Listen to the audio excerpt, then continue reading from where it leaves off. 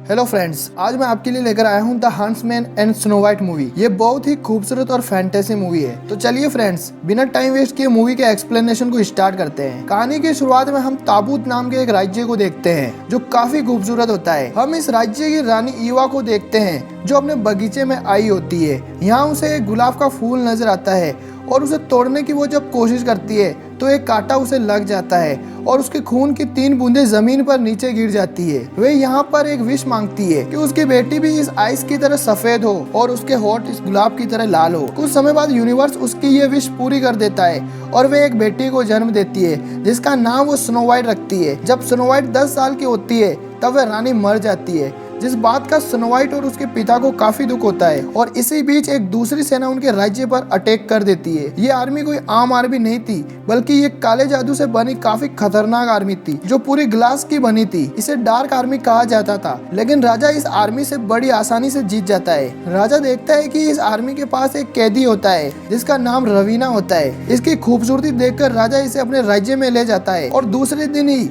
बिना सोचे समझे इसे शादी कर लेता है। रवीना कोई साधारण औरत नहीं थी, बल्कि ये एक विच थी और वह डार्क आर्मी भी इसी ने भेजी थी। रवीना उसी रात राजा से कन्वेंस करती है कि ये सब उसकी एक चाल थी और वे राजा को मार देती है और उस पूरे राज्य पर अपना अधिकार कर लेती है। स्नो वाइट को कुछ समझ नहीं आता कि ये हो क्या रहा है और वे रवीना को देखकर वहाँ से भागने लगती है। कभी बार उसे उसके बचपन का दोस्त विलियम और उसके पिता ड्यूक वहाँ से भगाने की कोशिश करते हैं, लेकिन स्नो वाइट को रवीना के सोल्जर पकड़ लेते हैं और रवीना उसे जेल में डाल देती है। रवीना हमेशा खूबसूरत और यंग रहने के लिए दूसरी यंग लड़कियों को ऑब्जर्व करती थी। इसके पास एक मैजिकल मिरर था जो इसे हमेशा खूबसूरत औरतों के बारे में बताता था। इसके बाद हमें 8 से 10 साल के बाद का सीन दिखाया जाता है जहाँ स्नो वाइट अभी भी जेल में कैद थी और रवीना की नेगेटिविटी से ये पूरा राज्य बर्बाद हो गया था। जहाँ रवीना भी पहले जैसी खूबसूरत नहीं थी, इसके लिए उसका भाई एक लड़की लेकर आता है और रवीना उसकी खूबसूरती कंज्यूम कर लेती है। इसके बाद वे वापस पहले जैसे जवान और खूबसूरत दिखने लगती है और वे उस मिरर से पूछती है कि इस वक्त सबसे खूबसूरत औरत कौन है। वह मिरर उसे स्नो वाइट की बताता है और कहता है कि अगर वह स्नो वाइट का हाथ कंज्यूम कर ले तो उसे फिर दोबारा किसी और लड़की को कंज्यूम करने की जरूरत नहीं पड़ेगी। ये सुन रवीना अपने भाई से स्नो वाइट को उसके पास लाने की बोलती है। जब उसका भाई स्नो वाइट को लेने जेल में जाता है तो बातों ही बातों में वह स्नो वाइट को क्वीन की बात बता देता है कि उसे उसका हार चाहिए। स्नो वाइट काफी चतुराई से उसके भाई को ही जेल में बंद करके वहां से भाग जाती है और रवीना की सेना से बचते हुए वहां से बाहर निकल जाती है और एक समुद्र में पहुंच जाती है जहां उसे एक सफेद घोड़ा नजर आता है। वह उस घोड़े पर बैठकर अपने राज्य से दूर चली जाती है जहां डार्क आर्मी अभी भी उसके पीछे थी। वह दूर एक डार्क फॉरेस्ट में पहुंच जाती है, लेकिन वहां डार्क सेना नहीं आ सकती थी क्योंकि रवीना की पावर्स उस डार्क फॉरेस्ट में काम नहीं करती। ये सब होने के बाद रवीना का भाई उसको ये सारी बात बताता है, जिससे गुस्सा होकर वह उसे ही मारने लगती है। वह अपने भाई से किसी ऐसे आदमी को ढूंढने की बोलती है जो डार्क फॉरेस्ट में जाकर स्नो वाइट को ला सके। और अब मूवी में हंट्समैन की एंट्री होती है जो एक बार पहले डार्क फॉरेस्ट में जाकर आया होता है। क्वीन रवीना उसे बंदी बनाकर अपने पास बुला लेती है और उसे डार्क फॉरेस्ट में जाकर स्नो वाइट को लाने का ऑर्डर देती है, लेकिन हंट्समैन उसे मना कर देता है। क्वीन उसका पास्ट पढ़ लेती है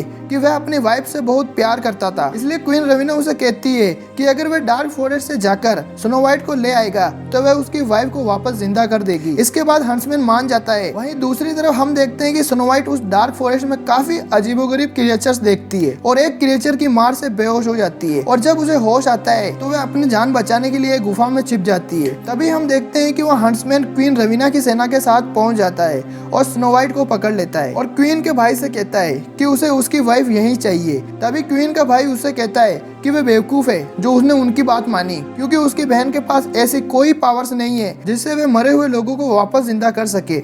यह सुन हंट्समैन को काफी गुस्सा आता है और वह डार्क आर्मी को मार देता है, लेकिन क्वीन का भाई यहाँ से बच निकलता है। इसके बाद स्नो वाइट हंट्समैन से रिक्वेस्ट करती है कि वह उसे ड्यूक की सेना के पास ले जाए। ड्यूक विलियम का पिता था जिन्होंने मूवी के शुरुआत में स्नो वाइट को बचाने की कोशिश की थी। हंट्समैन मान जाता है। वहीं दूसरी तरफ एक बूढ़ा आदमी ड्यूक को बताता है कि प्रिंसेस डार्क फॉरेस्ट में है।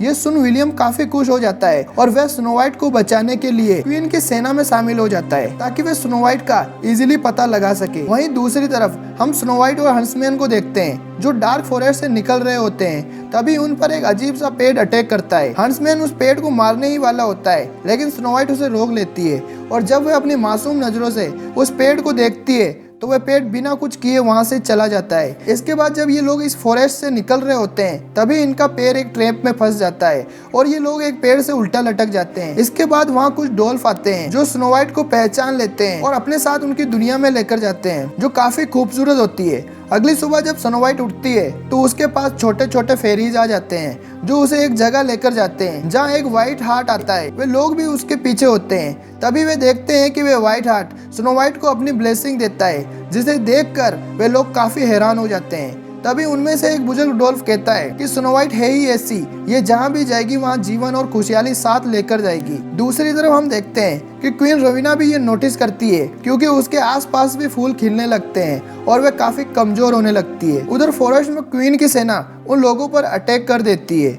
और वे लोग उनसे बचकर भागने लगते हैं। तभी हंसमैन स्नो वाइट से अलग हो जाता है। वहीं स्नो वाइट अपने बचपन के फ्रेंड विलियम को देखती है। उधर रानी के भाई और हंसमैन के बीच फाइट होती है जहाँ हंसमैन उसे मार देता है। दूसरी तरफ हम उस क्वीन को देखते हैं जो कमजोर होती जा रही थी। वह अपनी बची हुई पावर से स्नो वाइट को मारने के लिए रेडी होती है। इसके बाद सीन चेंज होता है और हम देखते हैं कि वे लोग कहीं रुके होते हैं जब विलियम स्नो वाइट को खाने के लिए एक सेब देता है और जैसे ही स्नो वाइट उस सेब को खाती है वह मरने लगती है और हमें पता चलता है कि वे विलियम नहीं बल्कि क्वीन रवीना थी। तभी वहाँ हंसमैन और विलियम आ जाते हैं और उस क्वीन को वहाँ से भगा देते हैं। स्नो वाइट को मरता देखकर हंसमैन काफी परेशान होता है और वह उन लोगों से कहता है कि वे कैसे भी करके स्नो वाइट को बचाए। तभी उनमें से एक बुजुर्ग डॉल्फ हंसमैन से कहता है कि स्नो वाइट को अब बस एक ट्रू लव का किस ही बचा सकता है। स्नो वाइट को विलियम के घर लाया जाता है। वे लोग उसे बचाने की कोशिश करते हैं। दूसरी तरफ हम उस क्वीन को देखते हैं जो अपनी खूबसूरती और पावर्स के लिए कैद की हुई औरतों को मार देती है। वहीं हंसमैन काफी दुखी होकर शराब पीने लगता है और स्नो वाइट के कमरे में जाकर उससे माफी मांगता है कि वह उसके पास क्यों नहीं था। उसने अपनी वाइफ को भी ऐसे ही खोया था। वह स्नो वाइट से कहता है कि वह उसे उसकी वाइफ जैसी लगती है और उसे किस करके वहां से चला जाता है। थोड़ी देर बाद स्नो वाइट को होश आ जाता है, यानी कि हंसमैन उसे सच्चा प्यार करता था। इसके बाद स्नो वाइट सेना को क्वीन के अगेंस्ट लड़ने के लिए इंस्पायर करती है। फिर स्नो वाइट अपनी आर्मी लेकर क्वीन पर अटैक कर देती है। वहीं रवीना और स्नो वाइट आमने सामने आ जाती है जहां इनके बीच फाइट होती है। वहीं दूसरी तरफ हंसमैन और वे लोग क्वीन की सेना से लड़ रहे होते हैं। इसी बीच रवीना काले जादू का इस्तेमाल करके स्नो वाइट पर भारी पड़ने लगती है, लेकिन स्नो वाइट क्वीन के हाथ में चाकू घुसा देती है और देखते ही देखते क्वीन बूढ़ी होकर मर जाती है। वहीं उसकी डार्क सेना भी खुद ब खुद खत्म हो जाती है। कुछ दिनों बाद स्नो वाइट को उस राज्य की क्वीन बनाया जाता है और इसी के साथ इस मूवी का पहला पार्ट यहीं एंड हो जाता है। बाकी की कहानी हमें इस मूवी के सेकंड पार्ट में देखने को मिलेगी। मैं मिलता हूँ आपसे इस वीडियो के अगले पार्ट में। जब तक के लिए bye bye and take care.